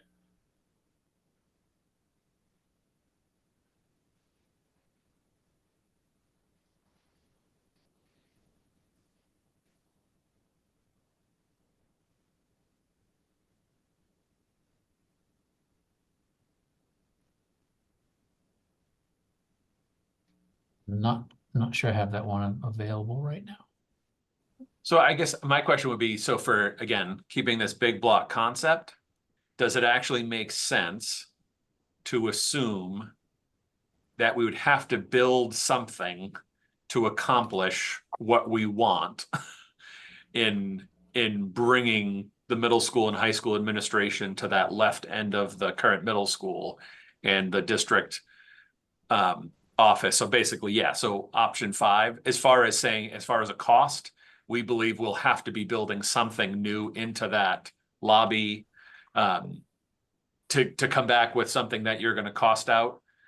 I'd rather assume it's going to be a little more than saying, okay, great, this is affordable, and then we realize we can't make it work, and then go back and say, damn, we should have partnered with the MSBA. So I would suggest we do it that way. Assume we need to something like this, however it ends up looking. But that kind of needing to build something into that courtyard for assumptions at this point. Yeah. So just to recap, take option 5, use the high school media upstairs, the multipurpose broadcast studio, all that downstairs, and then where the high school media is in option 5, keep that as the administration office. The district. District sorry. office, correct. And then that is my understanding. Yep. Yeah, and then make an assumption, something like we're looking at on the screen, that we would have to build something to be able to accomplish what we want for a adjoining, shared, whatever it ends up being when we're designing this a year or two from now. Assuming we're gonna have to build something there to accomplish that. How I think that makes sense. I think that the real benefit of that approach is this, because this is what you end up with, right? I mean, could we fit this office in here? Of course we could, but we don't get that lobby, we get this one. And I think even security and sight lines, the open lobby. Yeah. Like. Yep. Right. I think I'd just like to add, cost it with the addition, but keep on looking at this because I don't think that's a final solution. I don't like that solution. I think this just, we need to keep looking for creative solutions because I'm pretty sure they're one, but I think it makes sense to cost it, looking at big, ideas with that included. I would just add, I like this one right here because it's very easy to sell to the people that were updating security for their children. So we're eating up some of this courtyard. I think we could add to their building itself because we were making our children safer. And then we also are eating up some of that maintenance costs for the courtyard that over 50 years, we could probably save some money. Yeah. I think that's going to be all an good points. easy one to shoot down when you're adding in another roof line, though. Another section of roof. I understand your point, but if we argue the point, because the cost, one of the major costs of the maintenance of the school is the courtyard. I'm sure John's numbers are really high with snow removal, maintenance. You got a lot of concrete there. It's a lot of maintenance built into that one courtyard. So we could eat up some of that and cut down the cost and then also gain security for our children. I think we could sell that to the people.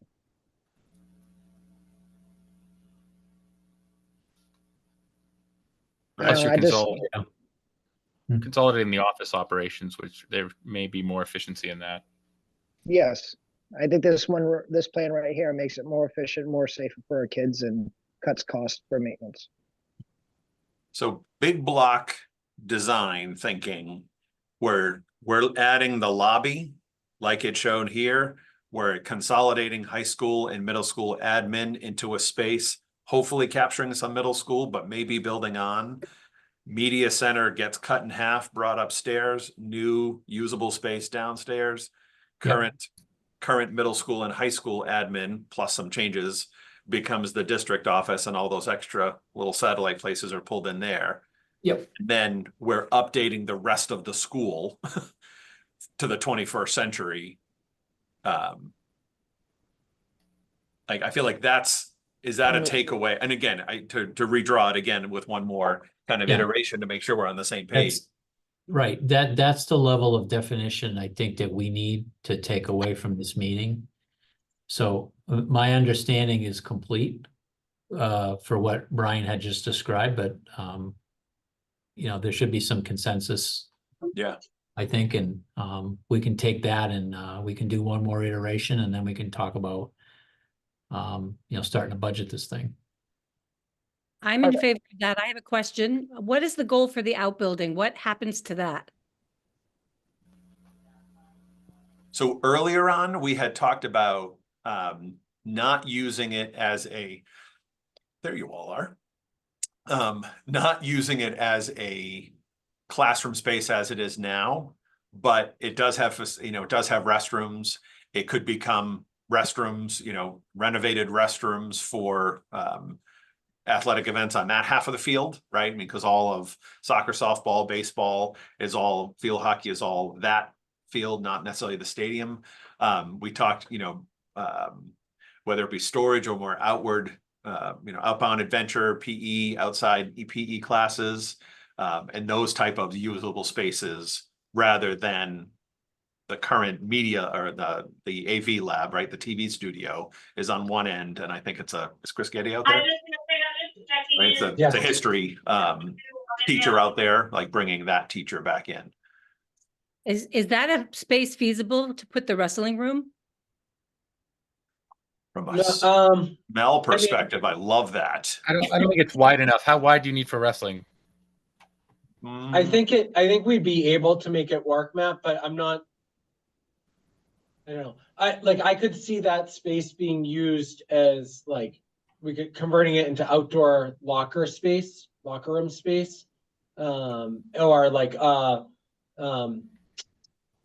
or a multi-purpose workout facility space. I think there are ways that we could configure that to be something different. That's like what lockers and maybe weights, strength conditioning, something like that. Yeah. So because one of the issues that we have now when we have games outside is we don't have our locker room space is so far away from our field. And when we're renting the facilities, we're always looking at the bathroom spaces that people are using. Teams coming in don't have great space. Our visiting teams are walking into our cafeteria. That's not ideal from a maintenance standpoint. Right. And what gets tracked all over the building. So having that contained there, I think, Mike, it gives a space for softball right out there. I think it gives a space for our field hockey and lacrosse teams, gives a space for soccer. On Friday nights, it'd be a good space for visiting football or our home football, and we can put our visiting football back over by, the entrance to the stadium there. I think that space I'd want to convert to something likely more athletic related and kind of keep people more contained outside. One of the things that I think we lose in that design is some of our locker room spacing potentially. And so being able to reclaim that outside, I think would make a lot of sense for how we're using the facilities now and where we have kids at different points in time. The other thing that was thinking about that kind of dovetails with that is that where we've been moving the art classes to really hides what happens in any art class.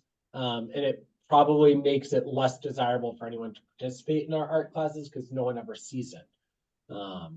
And so I think we could find ways and programs that we could use to recapture that space. Maybe it's a great space for our 18 to 22 program and our TLC program to operate out of on that side. And then we flip flop where the art classes are, which I don't think would be a huge challenge, but I would just want to think about what we're putting where, because that does really hide our art classes like in a back order. Yep, good point. I would only add to the ALP building as a parent that was extremely frustrated with the school system. When I had a daughter that would bring her softball bat or catcher's gear and there was no place to put it. Yeah. And it was extremely frustrating that other sports in this school program have everything they need in order to be successful. And there's a lot of baseball and softball are forgotten sports at Triton. And that's what every parent feels because we really don't get a lot. And as you guys know, the Boosters has put a lot of money into the softball field, trying to make it a better. Baseball is trying to do something. It would be nice to even cross country. They don't have a real spot to go. It's very heavily focused on football. It's very heavily focused on arts. But the sports that kids play there have no place to go. And I think that ALP building would be a great spot to let those kids know that the school system cares about them too. Well said. And right, that was originally a temporary building that they decided to make permanent. So cinder block, it's got the raceme roofing, so good. It's in good condition. For very short money, I think we could turn it into what we're talking about versus renovating it as a fully conditioned, right, airspace with HVAC, right, all of that gets to be a much more expensive project rather than really it's an outdoor space, using it as that type of a locker room and outdoor team room. And obviously the bathrooms have to be renovated because we have, people come in and say they won't use that bathroom. It's absolutely disgusting. Yeah. Oh yeah. Yes. So, I mean, every bathroom in this place needs to be renovated for sure. Yes. But they would be nice. And it's not, no one's fault. It's just time, right? Age. Huge. Yeah. Yep. And like I said, with, my daughter's softball bag was almost $3,000 and people are like, oh, just leave it in the hallway. It's $3,000 worth of equipment. I'm not just leaving it in a hallway. Yeah. And the baseball team has the same problem. Lacrosse has the same problem. We have to recognize and identify that. Brian, Patrick, do you want people walking around the school with a baseball bat in their hand? I mean, we have to identify some of this stuff. And I think that building would identify it and take care of the problem. So get your point, Mike. I do want to come back because this is one of the things that I thought when I was looking at that too, is the art rooms that Patrick brought up. That's what I hadn't heard a consensus on that, and I had some concerns. So I wanted to know if we could return to that, or if Kevin feels like maybe he has some ideas on how that could work better. But the other question I had I do wonder if the outbuilding is a significant expense, because if I remember correctly, we have to winterize those bathrooms right now because they can't be 4-season. And I don't know if that means we have to dig up all of the, like, is that an easy solution, or is that a, like, we're digging up everything between the school and the outbuilding to rerun all of that and basically repiping the whole building? No, it could be winterized. It simply just needs to be insulated and have some heat just to keep the pipes from freezing. So Yeah, we just don't have heat in the bathroom, correct? It's So it's not an the in-building piping going problem. from the building. Yeah, any utilities come in below the Yeah. freeze line, so that's not an issue. Yeah. yeah, Just I- no heat in that room and the bathrooms, I think, is the problem. Okay. I think in the past that the doors have been left open, it's just access really. I mean, there's electric baseboard. We just need to find a better solution, make sure these doors are all locked and shut. But yeah, we've been shutting those in the winter to keep everything from freezing. I think both of your microphones are picking up your voice, John. You're like an awesome Star Wars impression. That was, we can understand you. Just some great special effects. Hey, say Luke. No, I'm just kidding. I wanted to address the comments about the art studio, which I think are very, very valid.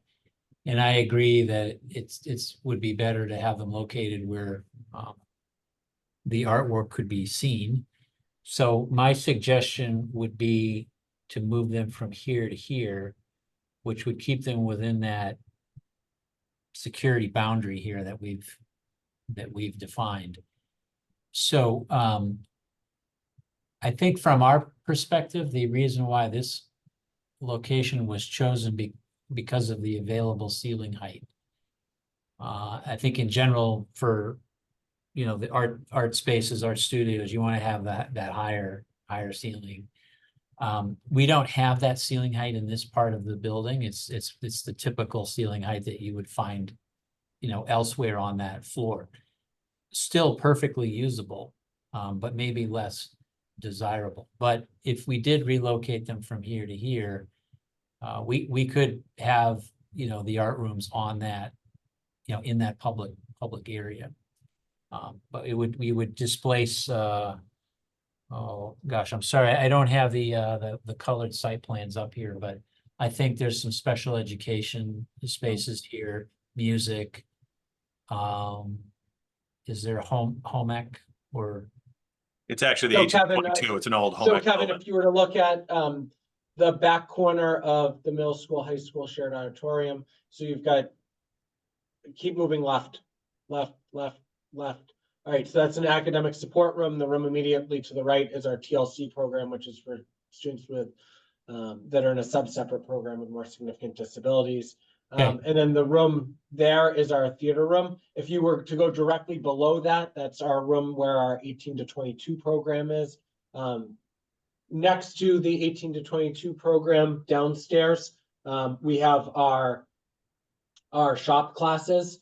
Our wood shop and studio, and we also have our metal smithing studio in there.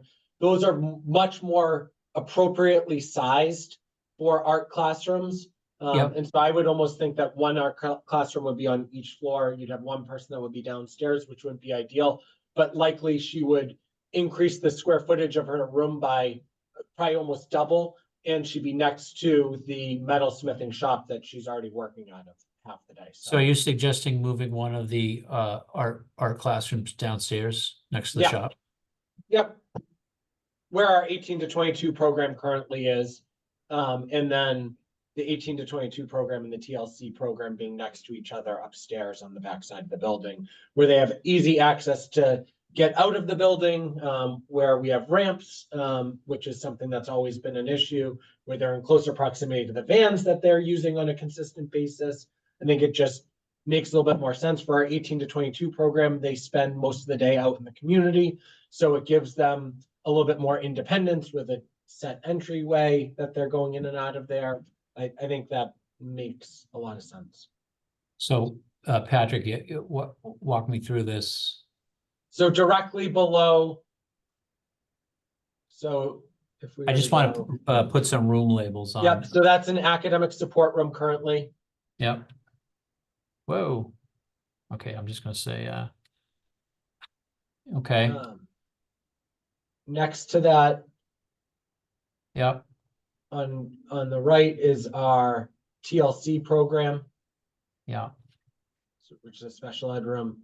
okay, And then if you move over right one more time, yep, it's our theater room. okay, And then that is our choral room. okay, So if we were to go directly below that, so I would say the TLC room would move over to the more middle green room. No, to the, if you look at the green rooms that Yep. are the art spaces in this design, yep, I would, the TLC room would be one of those, and then the 18 to 22 would be the other. And we'd have to decide which needed the spacing most.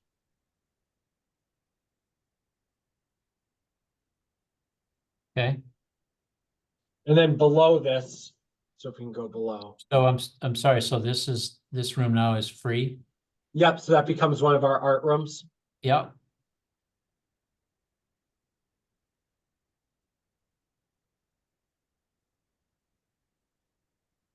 Okay. And then downstairs we go here. Yep, so then move right.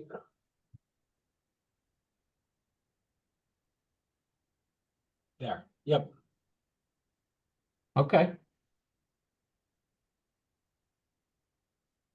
Like it. And that academic support room upstairs, maybe we're in reconfiguring some of the other rooms and making determinations about what we need across the whole building. We're able to move it to a different spot in the building, and we have another usage for that space, but I like it. Okay, we'll show that in the next iteration.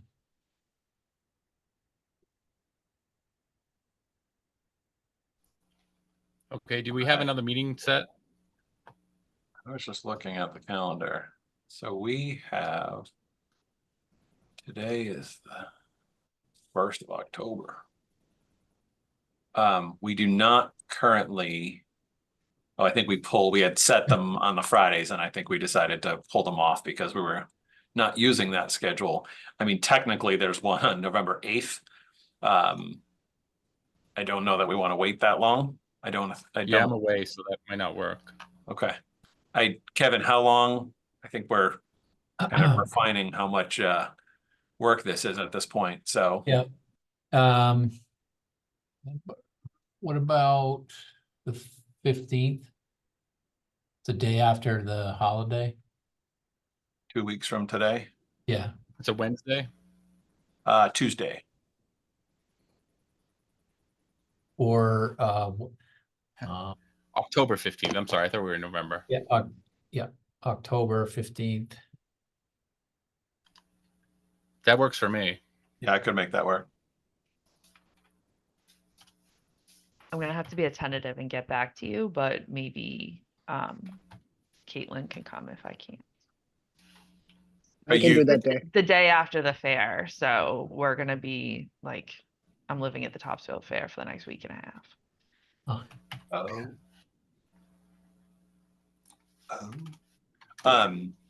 That would later in the, are we saying same time? We started at 9:30.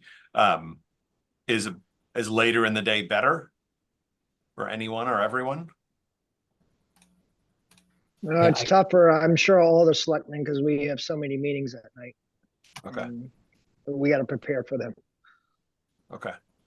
I could do this time or after 2:30. So what time do we start today? 9:30. Yeah.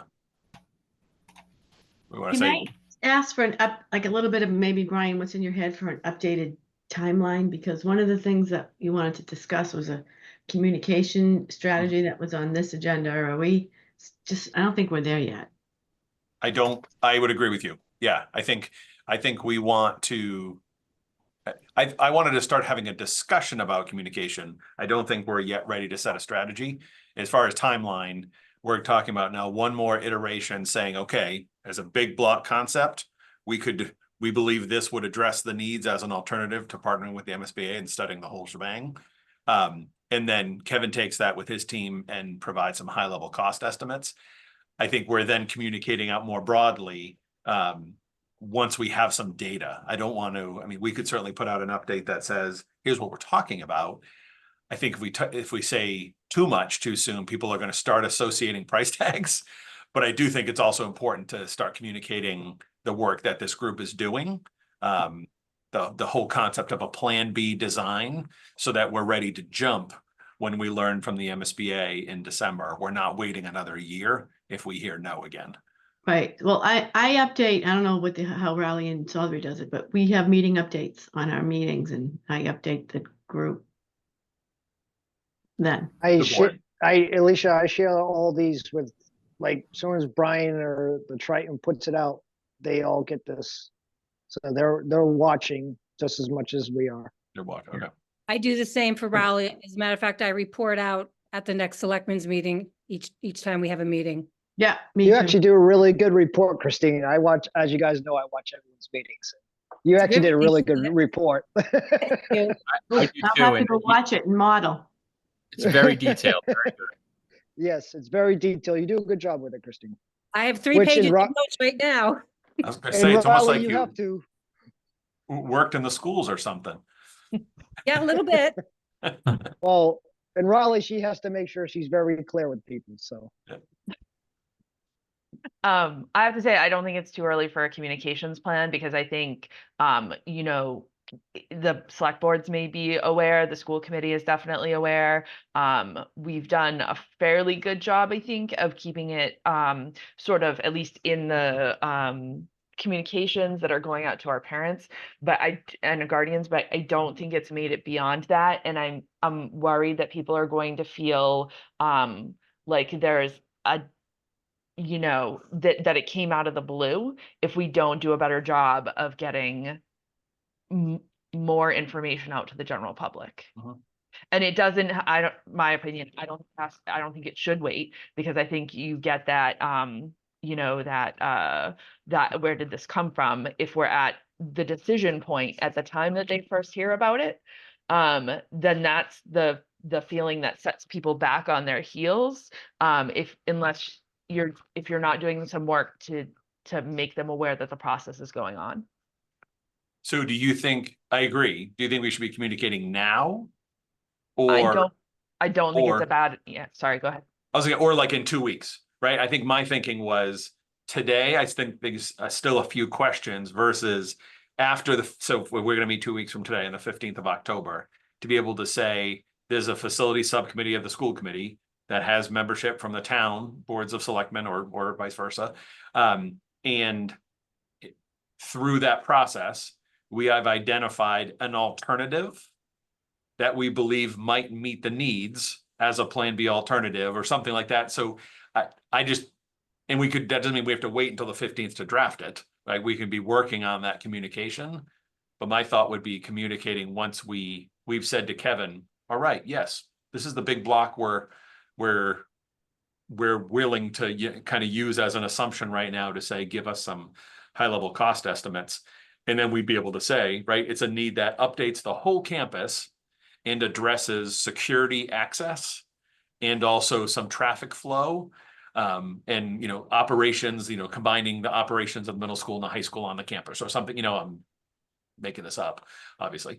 And then that's still a month and a half ahead of any decision point we're learning and talking about from the MSBA.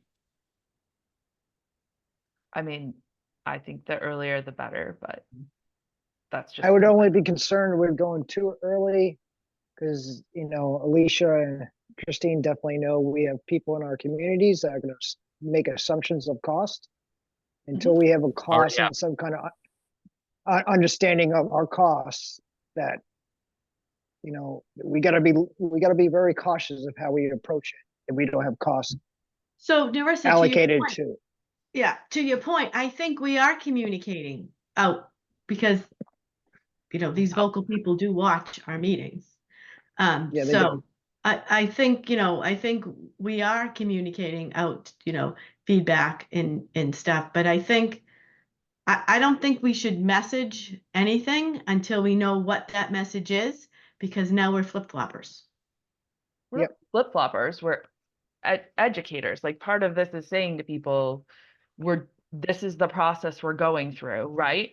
Understand that this process is happening because we are going to get to the point where we have to make a decision, and you are going to know what your plan B cost is estimated before you get to your, well, we won't even know what our plan A cost is, right? It's just going to be a random number based on what the MSBA's latest projects have been looking like, probably. But I don't think that for me, there are so many more people that vote than the people that come to our meetings, and some of the people that come to our meetings are so far off of the perspective of the general public Right. that I don't think we can cater to them as our audience. I think, we need to be talking to the general public because they're the ones that are going to come out and vote. So are you talking about from the school committee's perspective, or from the town's perspective? I don't know how that works. I mean, I'm open. I don't think it's a bad idea to have Brian talking to the Daily News and saying, this is sort of the process that we're going through, describing, sort of what's happening and where the timeline is. I don't think it's bad to have, some of this stuff generally shared out on the district's social media. And if that gets picked up and goes, like, I just don't think it's a bad thing to have it on people's horizon, that this discussion is going on, right? And if they want to sort of pay attention to it, great. And if they don't, at least I always like to have things to refer back to say, yes, we told you this was happening, because otherwise they say it came out of the blue, and it's good to have something to reference back, even if they didn't catch it the first time, and say, this was communicated on this date, it was communicated on that date, we did it all these different ways, we've been trying to let you know. Well, you're talking about just being reactive rather than proactive, rather than reactive, which is always a better place to be. I can agree with you on that, Narissa. And I don't know, Matt or you or whoever flip a coin would come to our select board meetings with Brian. That's, a lot of people actually watch our select board meetings, and that could be a way. And I would just try to I would err on the side of caution, only because there is those people, Narissa, who do get traction when they start talking money. When we start talking money, some of these people, we all know who they are, they're going to get traction, and it's going to make it harder for the non-parents to agree to this. Yeah, absolutely. So maybe, I don't think you're talking sorry. I'm sorry. Maybe the message should not, I think people watch the town, people that are interested watch our meetings anyways, but I think the message needs to come from the district or the school committee, and then it's up to the individual towns to either support the schools or we don't. And without Triton, we don't have schools. So we need to support you. So I think this should be a district message or a school committee message, and not an individual town message, because this is a need of what the school needs. Yeah. Sorry. Can I say, so I don't want to have Kevin hanging on for all this. Because I do want to talk, finalize what we're doing for communications. Are we good for 2 weeks from today, 9:30 a.m. to assume that's the meeting? Right, Narissa, you said you're a tentative, Matt, you were a yes, and hopefully we can get a Caitlin so we have a quorum. Did that work for other folks? So this is Tuesday. Yeah, I put it on my calendar, so I'm not a day late again.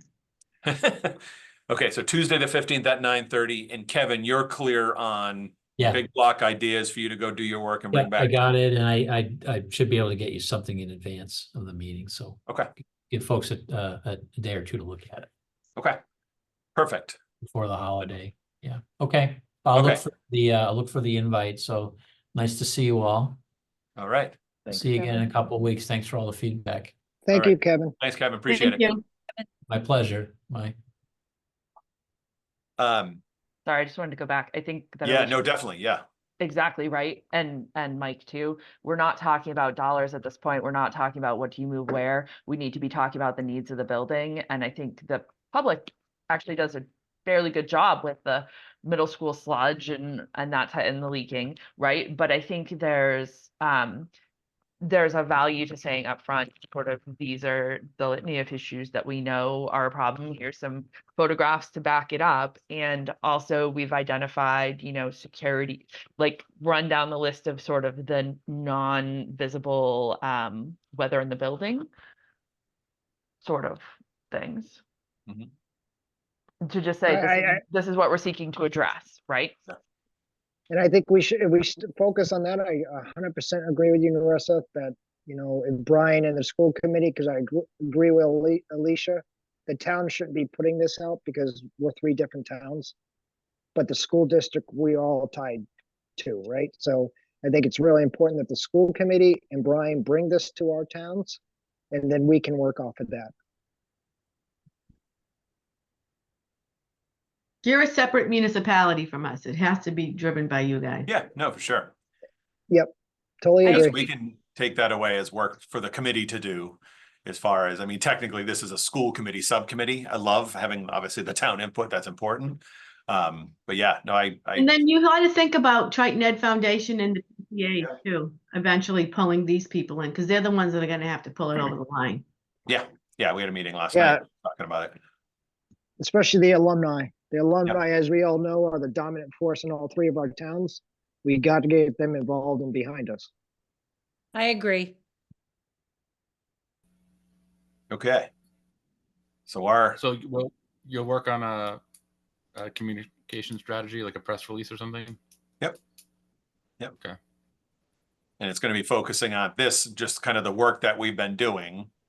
And we'll give you a couple more updates toward that December deadline, meaning the public. But yeah. Because that's our drop dead date, right? Was when we decide to, well, So we're I'll get a still call going to late submit. November, and then it's that December, I forget the exact, it's in the teens. The board would make a vote as to whether or not to welcome us in. I'll get a call from Diane Sullivan the week or so before to let us know what they're recommending.